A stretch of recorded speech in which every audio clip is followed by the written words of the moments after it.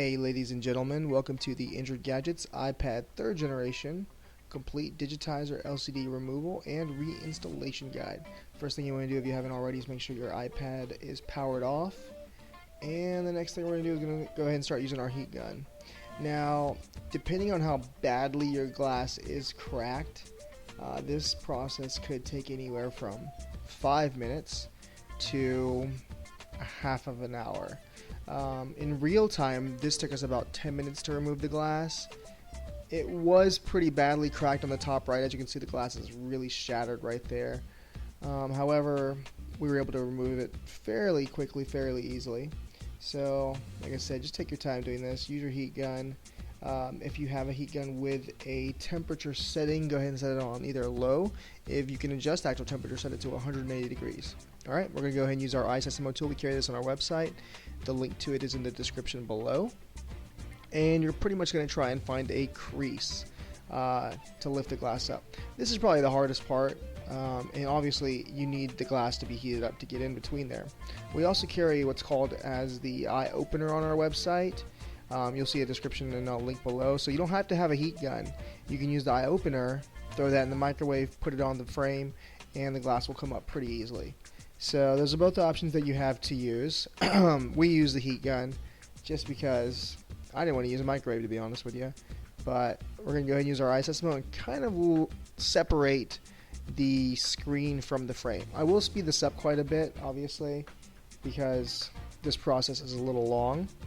But you're going to go ahead and keep on heating it up. Make sure not to put the heat on a single area for too long, and don't put it too close to the glass because you could overheat the LCD that's behind the glass and burn out or destroy and damage your LCD.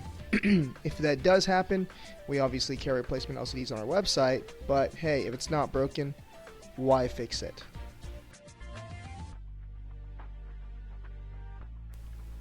Alright, there's a couple things I want to note. So, if your glass is really badly torn up, you can use what we have on our website called the PlierTek, and this will kind of bend the frame back. So if your frame, around the glass is like mangled in, obviously new glass isn't going to sit on there properly.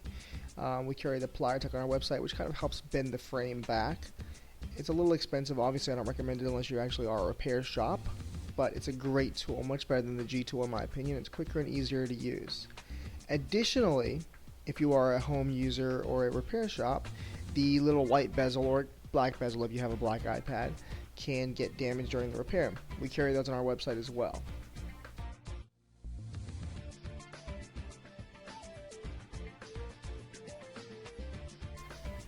Alright, let's go ahead and put that last little bit of heat on there, and the glass will kind of separate from the back cover housing of your iPad 3rd generation. Okay, so the tool I'm going to use right here is the iFixit 54-bit kit. We carry it on our website. We've partnered up with iFixit, and we are using the 00 Phillips screwdriver little bit head. We also carry this toolkit on our website. It honestly has everything you need. It's got a Nylon Spudger, a microfiber cloth, the micro Phillips screwdriver. You don't really need anything else. But if you are a professional and you want this 54-bit toolkit, it's only $25. We carry that as well. Alright, so we're going to go ahead and remove these 4 00 Phillips screws. There's one on each corner of the LCD. Okay, you have got to lift the LCD up to get to the actual glass screen's Digitizer flex cable. And that's the only reason I'm doing this. Alright, so from this point, go ahead and use your Nylon Spudger. Now, this part, be very careful and lift up the LCD extremely carefully. If you lift it up too quickly, it could crack the LCD. Once again, if it's not broken, don't try and fix it. Alright, so if you were going to disconnect your LCD and replace that, you would remove that flex cable. You see where it's kind of plugged in at the very top. You're going to remove it the exact same way I removed the Digitizer flex cable right here. Alright, so if you do need to remove your LCD, if you do need to exchange it and replace it, remove it this way. Alright, I'm going to zoom in right here for you guys to show you guys how to flip these jawbone connectors up, and you're going to remove that black tape, obviously, because it's kind of stuck there. Alright, so make sure you flip these jawbone connectors the way I'm showing you, because if you do it the wrong way, you could break this little connection right here. The only way to fix it is to solder a new one on. Alright, so you'll flip those up, you'll go ahead and remove the little black adhesive attached, because your flex cable is really not going to come out without lifting up this adhesive, and I'll show you guys how to do that right here in a second. I'm going to use my Nylon Spudger to do that.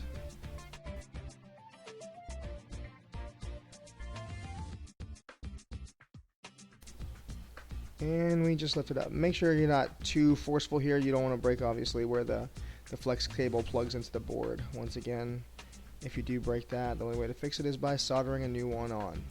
Alright. And it just pulls out very easily once it's removed. Alright, so that's pretty much how you completely remove the glass screen from your iPad 3rd generation. That was all one cut. I'm going to go ahead and show you guys the reinstallation in one cut. Make sure you remove all the glass from the sides of your iPad, obviously the remnant glass, because if you don't, it's not going to sit down properly, the new glass. Okay, so when you buy your new assembly, it's either going to be the glass like this, without a home button, without the camera bracket, or the assembly, which is going to have the home button and the camera bracket already pre-installed on it.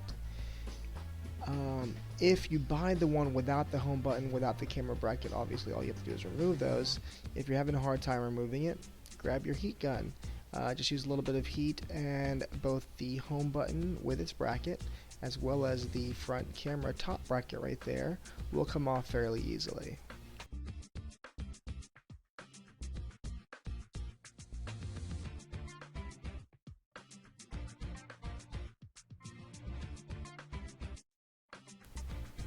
Okay, and then go ahead and assemble them back onto your new glass right here. Sometimes I'll leave the actual home button bracket on the frame of the iPad because it's hard to decide exactly where it goes on the glass screen here. So I'll kind of leave it in the frame of the iPad as well as the front camera bracket. I'll just kind of like leave that on the iPad itself.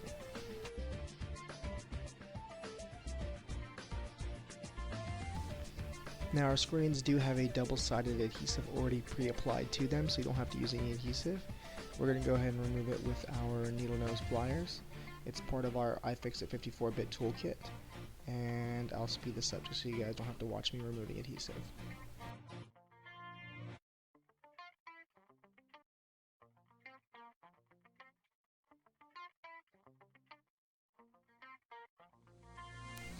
Once that is done, our assembly is pretty much ready to go back onto the iPad. One thing I want to note is that you guys should have removed the glass around your housing, any leftover broken shards of glass first.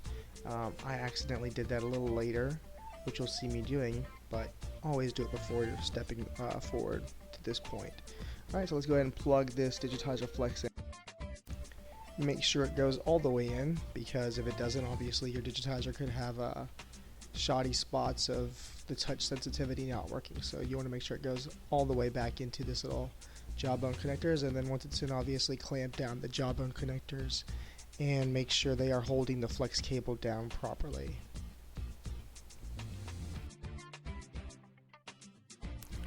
Right here, you're going to want to just lay it back down because you don't want that flex cable lifting up. You want to lay it into the little creases as I'm doing here. And then you're going to take your LCD and lay that down as well. Make sure you slide that Digitizer Flex all the way in. If it's sitting outside of the frame some, it could cause your glass to not sit down properly. Alright, we're going to go ahead and screw these 4 00 Phillips screws back in.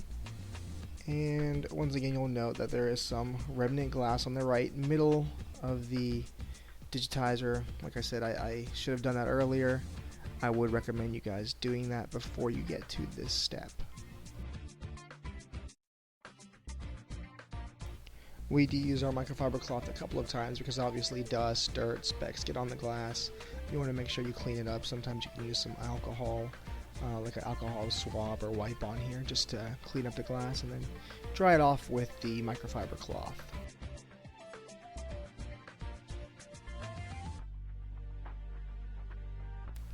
Last thing of note is obviously there is a screen protector on the inside of your Digitizer glass. If you leave that on there, you'll probably notice it later after it's installed. Make sure you remove that screen protector on the inside of your glass. And at this point I realize that I have left the remnant glass. I'm going to speed this up for you guys. If you need to, obviously use a heat gun to loosen up the adhesive on any of this remnant glass. Make sure it's completely gone from the sides of your iPad all the way around, because if there is some glass there and you lay your glass down, you could end up cracking your brand new glass very easily.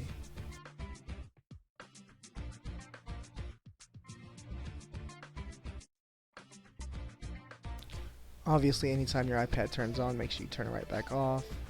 I never like to leave the iPad on. My touchscreen worked obviously there, even though it's not all the way back down and assembled.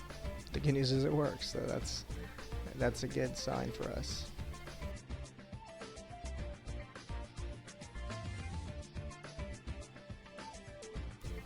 Okay, since some shards of glass and dust got back on there, I'm cleaning it up with the microfiber cloth again. Like I said, you might have to do this a few times on the actual iPad repair because it does attract dust very easily. Obviously, there's tons of dust in the air. You have to make sure it's clean before you lay that glass down.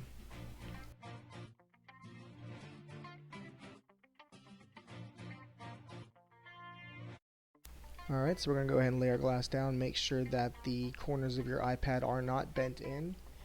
Put the little camera bracket back in if you didn't do it before.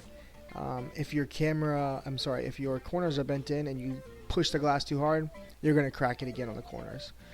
So make sure you either bend them out with some type of tool, maybe some pliers, or our PlierTek. Like I said, if you are a repair shop, it's a little expensive, but it does the iPhones, the iPads, everything. So go ahead and make sure you do that. Push the glass down all along the sides, and what I do recommend is using some clamps or like a book just to sit on it for maybe an hour or so that the adhesive has time to set on the actual frame housing of your iPad.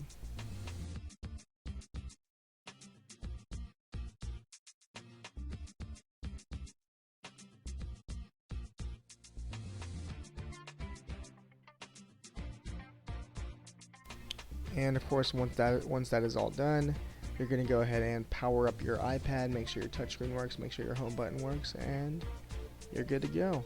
For all the parts, repair tools, visit us at injuredgadgets.com. Thanks for watching.